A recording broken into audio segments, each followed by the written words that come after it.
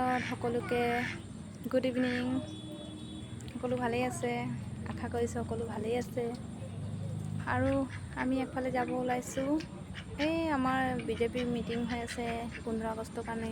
সেইকাৰণে আমি আজি মিটিঙলৈ যাব ওলাই আছোঁ। আমাৰ দেখিছে চবফালে পানী হৈছে আৰু আমাৰ ৰাস্তাটো ইমানেই বোকা পানী ন, আমাৰ চবফালে পানী দেখিছে নাই, আমাৰ একদম পাছফালে গোটেই পানী। আৰু কি ক'ম, বতৰটো বহুত ডাৱৰীয়া কৰিছে। আপোনালোকৰ সেইফালে বতৰ কেনেকুৱা আছে, বৰষুণ দি আছে নাই? আমাৰ সেইফালেতো বাম্পাৰ বতৰ, মানে বতৰ কি ক'ম আৰু, বৰষুণ দিবই আৰু আমাৰ ইয়াত দেখিছে নাই একদম চবফালে পৰা পানী পানী। এইটো দেখিছে গোটেই পানী হৈ আছে। কি দেখাম, দেখাবলৈ একোৱেই নাই। আজিলৈ ইমানেই আৰু কি ক'বলৈ কথাই নাই। আৰু এতিয়া ওলাইছোঁ যাবৰ কাৰণে, বাকীখিনি অহা নাই সেইকাৰণে ৰখি আছোঁ। বতৰটোতো ভাল লগা নাই, কিন্তু তথাপি আৰু আজি সাজি কাচি ওলাইছোঁ আৰু মিটিং বুলি।